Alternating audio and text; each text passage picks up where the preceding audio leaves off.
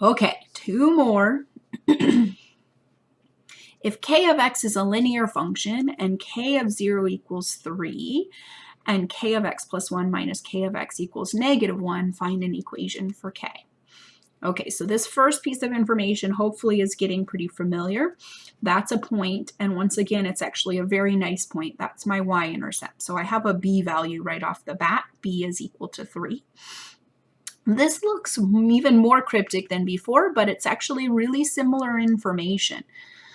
This is just a little more general than last time. Instead of telling you what x coordinate to start at, this just says if you start at any old x value and increase your x value to x plus 1, then the difference between your y's will be -1. So this is still a rise statement. Even though I'm being a little more cryptic about which two x values I'm using, this is still saying y value minus y value. So again, anytime you see k of something, k of x plus 1, k of 7, k of -3, you're always referring to a y value.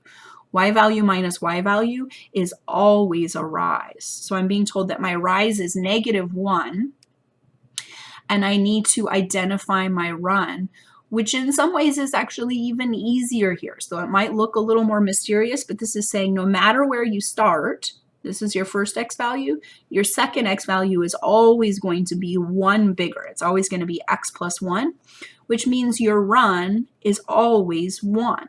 So if we want to calculate a slope here, we would say rise over run is equal to -1, and we have complete information for an equation. So k of x is equal to -x plus 3. Slope of -1, you don't have to write the 1, it's implied. Y-intercept at 0, 3 means our b value is 3.